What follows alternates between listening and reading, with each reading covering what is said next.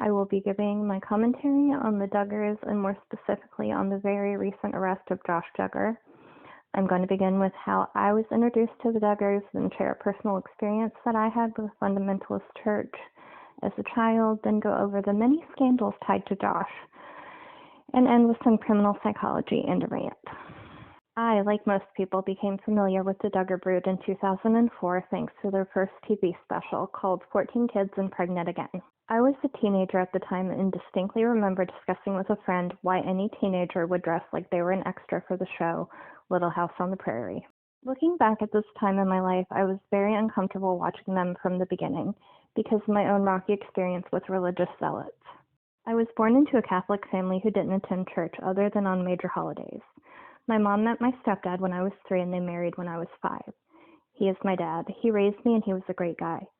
Except he was an alcoholic, as was the majority of his family. Good, hard-working Wisconsin folks with an addiction to booze. I never saw the extent of this until I was around 10, and my dad was nearly killed in a bar fight for saying something dumb to a group of guys at the bar. He had a broken jaw, lost most of his teeth, and nearly drowned in his own blood. The bar owner called my mom instead of 911, and she had to go in the middle of the night and rush him to the hospital. My mom gave my dad an ultimatum, which prompted him to stop drinking. We also relocated from Wisconsin to Kentucky, and since he was attending regular AA meetings, he got involved with a small Baptist church there.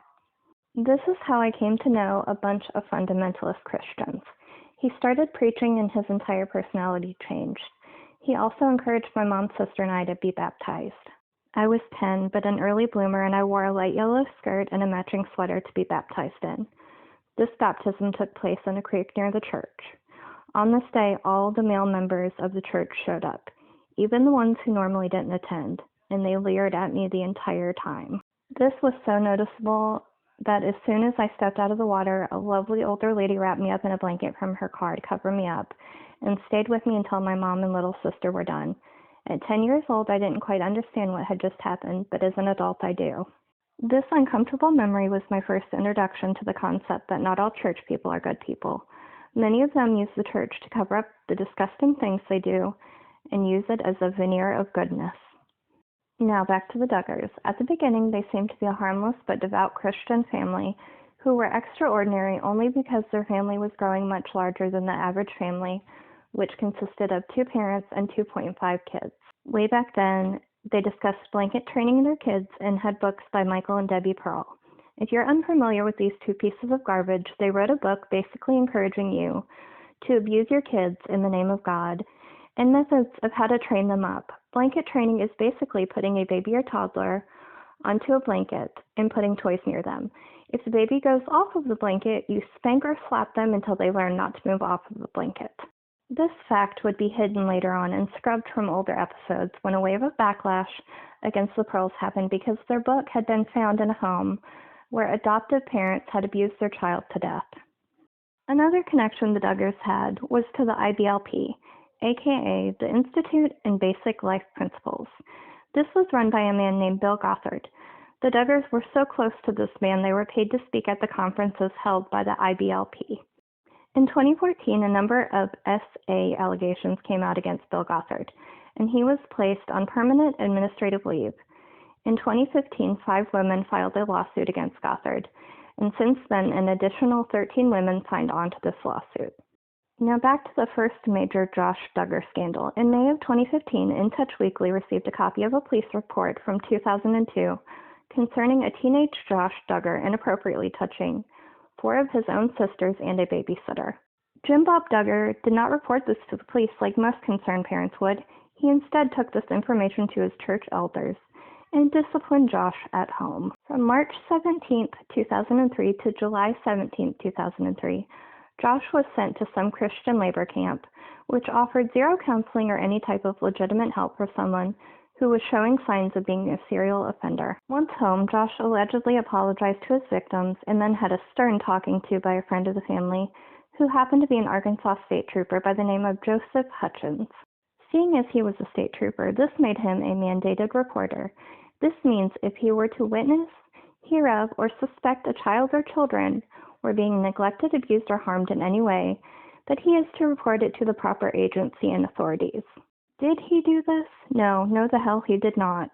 But the reason he didn't became crystal clear later on, when Joseph Hutchins himself was arrested and convicted of possessing inappropriate images and videos of children, and is currently serving a 56-year prison sentence. Now we move on to Josh Duggar scandal number 2. This one is less illegal and more of just a shining example of how he was living a double life as both a Christian family man and monogamous husband, and also as an adult video addict and serial cheater who had not one but 2 paid accounts on the website Ashley Madison, which, if you don't know, is a site where married people can find others to have an affair with. Their tagline used to be, "Life's short, have an affair." People cheat all the time. This is not uncommon. But when this all came out, Josh was working in politics and bragging about how he was happily married and a shining example of what a Christian man should be, when in reality he was just a disgusting, judgmental hypocrite. Now for the third Josh Duggar scandal, another one which Jim Bob and Michelle tried to cover up. In November of 2019, the car lot, which Josh ran, was raided by federal authorities and shut down permanently. Local residents were sharing this information with news outlets, but the Duggars denied any raid had happened. They ended this lie when Homeland Security put out their own statement saying they had in fact raided the property, but did not disclose any additional information about why this took place. Less than a week ago, Anna Duggar, Josh's wife, announced she was pregnant with their 7th child. They did a gender reveal and a family photo shoot. On April 29th around 1 p.m., Josh Duggar was arrested by U.S. Marshals and held in an Arkansas jail without bond, but weirdly the charges weren't made public at the time of his arrest. He appeared in federal court Friday via video conference and pled not guilty to both charges. A few hours after this unusual court appearance, it was revealed that he had been charged with sending and also possessing inappropriate images or videos of minors under the age of 12. Side note, my youngest child is 12, and I would gladly Viking blood eagle any adult who looked at children in this disgusting way. This is where the story stands at the moment. Now to bring in some of my criminal psychology knowledge to the table. I am in no way an expert, but I do have education in this field. If someone has a history of inappropriate behavior like this, they will not stop because they are caught. They will likely become more secretive and also escalate the behavior. Let's discuss escalation. If any offender is caught peeping through a window, eventually this will no longer satisfy them and they may go on to grope someone. Then this eventually doesn't satisfy them, and they go on to commit a full-on assault and so on. This compulsion doesn't stop even if the offender is, let's say, chemically castrated. I've reviewed cases where this happened, and although the body may no longer be able to perform this type of action, the compulsion in the brain still exists, and the offender will creatively figure out a way to offend without using their no longer working piece of anatomy. In the case of Josh Duggar, he was caught the first time and faced practically no consequences for his actions.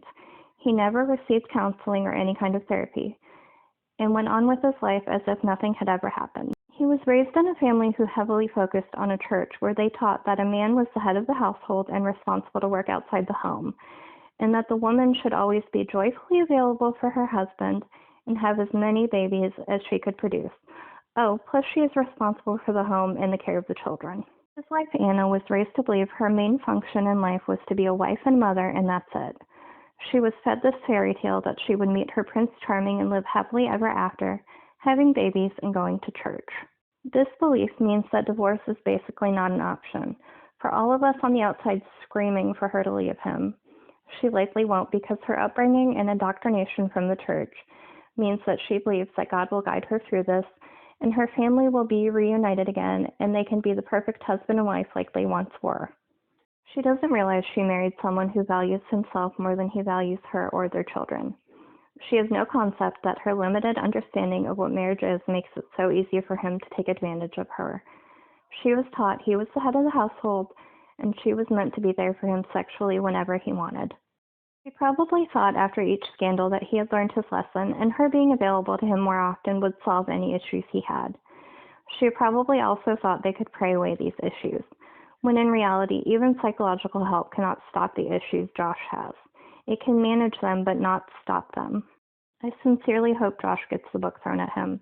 I feel bad for his wife and children, but the church community they belong to helped to create and hide this problem. In my opinion, his parents are trash too. They knew he had harmed 4 of his sisters and another unnamed babysitter, and they did all the wrong things, which allowed his issues to fester. And I'm glad he was caught before he did anything to damage any more children. Well, hopefully, since we don't know the full extent of what they found. I'm glad he can't weasel his way out of this or get some sort of slap on the wrist from the church, which is totally worthless. This story hit me hard for a number of reasons. My own experience with perverted church members leering at me as a 10-year-old child. My own assault as a teenager. Me being a mom who would end any disgusting adult who views children in such a vile way. And the absolute anger I feel because his family swept this all under the rug and allowed him around children, knowing the type of predator he was. They allowed him to marry and didn't warn his wife or her family about what he did. He went on to have 6 kids with his wife, 3 girls and 3 boys. His wife is currently pregnant with their 7th baby, another girl. This whole story just enrages me to no end. Thanks for watching, and sorry this was such a long rant, personal story tied in with fundamentalist church problems and the many wolves in sheep's clothing they hide.